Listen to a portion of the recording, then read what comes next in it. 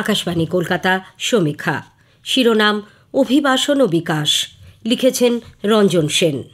চলাই মানুষের ধর্ম। জীবন ও জীবিকার পাশাপাশি অজানাকে জানার তাগিদেও মানুষ এক জায়গা থেকে আরেক জায়গায় যান। তারা সঙ্গে নিয়ে যান নিজেদের অভিজ্ঞতা, ইতিহাস, সংস্কৃতি এবং শিক্ষা। এতে সমৃদ্ধ হয় মানব সমাজ। বিশ্ব সমাজ ও সভ্যতার যে ছবিটা এখন আমরা দেখছি, তার পিছনে এই অভিবাসী হওয়ার ব্যাপারটা একটা বড় ভূমিকা পালন করছে। 18ই ডিসেম্বর আন্তর্জাতিক অভিবাসী দিবস বা ওয়ার্ল্ড মাইগ্রান্টস ডে। পৃথিবীর বিভিন্ন প্রান্তে যে অসংখ্য অভিবাসী মানুষ ছড়িয়ে আছেন, এই দিনটি হয়ে উঠেছে তাদের অবদান, প্রয়াস এবং সাফল্যের উদযাপন। রাষ্ট্রসংঘের মহাসচিব অ্যান্তোনিও গুতেরেস সঠিকভাবেই বলেছেন, আন্তর্জাতিক অভিবাসী দিবসে আমরা ঐক্য, অংশীদারি এবং মানবাধিকার নির্ভর নিরাপদ অভিবাসনের প্রয়োজনীয়তাকেই তুলে ধরব।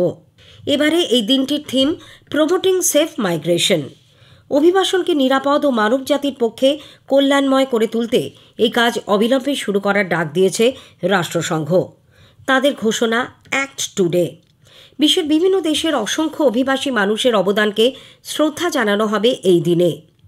বিশ্বজুড়েই বাড়ছে অভিবাসন, তার পাশাপাশি বাড়ছে অভিবাসী মানুষ। জীবনের মূল স্রোতে টেনে আনতে হবে তাদের। অভিবাসী মানুষের মধ্যে থাকেন শ্রমিক, ছাত্র, গবেষক, উদ্যোগী এবং তাদের পরিবার। নিজেদের মেধা, নিষ্ঠা ও অভিযোজন ক্ষমতাই তাদের সম্বল। এর ওপর ভরসা করে তারা এক দেশ থেকে আরেক দেশে পাড়ি দেন, সমৃদ্ধ করেন সেই দেশের অর্থনীতি এবং সংস্কৃতিকে। অভিবাসীদের সুবাদে বিশ্ব প্রকৃত অর্থেই এখন একটা গ্লোবাল ভিলেজ। অভিবাসীরা আদতে দুই ভূখণ্ডকেই সমৃদ্ধ করেন। ভূমিপুত্রদের সঙ্গে তাদের অভিজ্ঞতা ও পরিশ্রমের বিনিময়ের মধ্যে দিয়ে গড়ে ওঠে এক নতুন সমাজ। দুদেশের মানুষই এতে লাভবান হন। এই মানুষগুলির সূত্রেই বিশ্ব ভ্রাতৃত্বের এক নতুন চেহারা দেখতে পাই আমরা।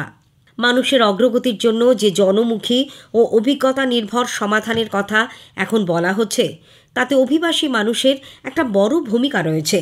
কারণ অভিজ্ঞতা বিনিময়ের মধ্যে দিয়েই মানব সমাজ চিরকাল পুষ্ট হয়েছে।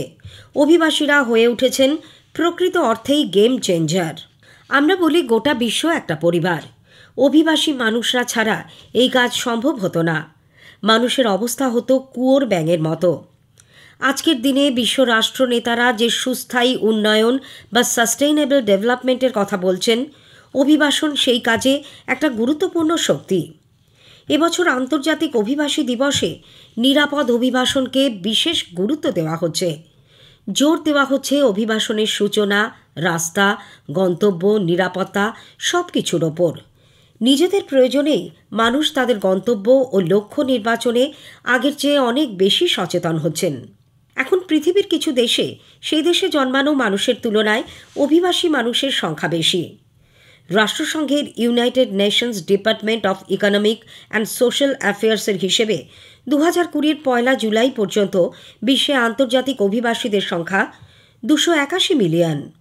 ভারতেই তো থাকেন বিদেশে জন্মানো প্রায় 49 লক্ষ অভিবাসী মানুষ। কবি কতদিন আগে লিখেছেন, শক, হুন, দল, পাঠান, মোগল এক দেহে হল লীন। আমেরিকায় অভিবাসীদের সংখ্যা সবথেকে বেশি। গত বছরের তুলনায় এই সংখ্যা বেড়েছে বলে কাস্টমস অ্যান্ড বর্ডার প্রোটেকশন সূত্রে জানা গেছে।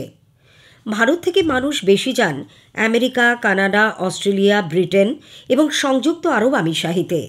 অভিবাসন গ্লোবাল চ্যালেঞ্জগুলি মোকাবিলার একটা বড় শক্তি। জলবায়ু পরিবর্তনের বিরুদ্ধে লড়াই করা থেকে শুরু করে পিছিয়ে থাকা সম্প্রদায়গুলির অগ্রগতি, সব ক্ষেত্রেই অভিবাসী মানুষদের একটা বড় ভূমিকা রয়েছে। এরা উন্নয়নের কাজে গতি আনতে পারেন, হয়ে উঠতে পারেন পরিবর্তনের একটা শক্তি। একই সঙ্গে অভিবাসনের সঙ্গে সম্পর্ক আছে মানুষের মৌলিক অধিকার ও অগ্রগতির। সুস্থায়ী উন্নয়নের মূল লক্ষ্যই হল কাউকে পিছনে ফেলে এগোনো যাবে না, চলতে হবে সবাইকে সঙ্গে নিয়ে। অভিবাসনকে জড়িয়ে নিতে হবে আরও বেশি মানুষের উন্নয়নের সঙ্গে। দেখতে হবে এটা যেন কারোর অধিকার খর্ব না করে। তবেই অভিবাসনের মুখটি আরও অনেক বেশি মানবিক হয়ে উঠবে, আর অভিবাসন বিকাশের হাত ধরবে। সমীক্ষা শেষ হল। লিখেছেন রঞ্জন সেন।